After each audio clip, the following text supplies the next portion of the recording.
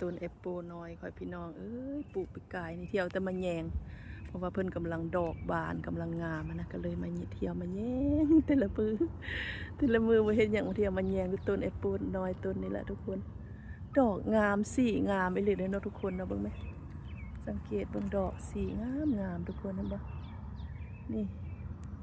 งามไหมสีนะดอกงามสีงามอย่างว่าเอ้ยนี่บ่ถ่ายไว้ก่อนถ่ายวิดีโองามๆไปเบิ่งถ่ายรูปนำเนาะเพราะว่าอีกประมาณเพิ่นก็สิอยู่ได้ประมาณอาทิตย์นึงแหละเพิ่นก็ล่นแล้วทุกคนเพิ่นก็เป็นหมากแล้วนะตอนนี้ดอกกำลังบานกำลังเริ่มบานเห็นบ่งามสุดคนเห็นบ่โอ้ย so beautiful สะออนเลยสะออนดอกเต็มต้นมีแต่ดอกใบน้อยเดียว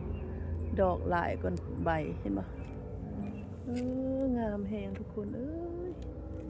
น่าละมักสีเป็นสีสดใสสีงามเห็นบ่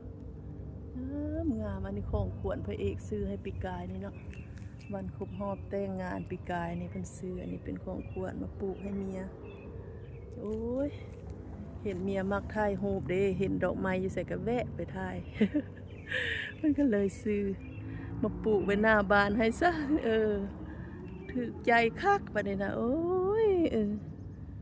นี่งามแพงถูกใจเมียคักบอกว่าปะนี่ทุกคนงามนี่ถ่ายไปเบิ่งก่อนปลูกอยู่หน้าบ้านอยู่คีมทางเลยนี่ทุกคนเลยปลูกหน้าบ้านคีมทางงาม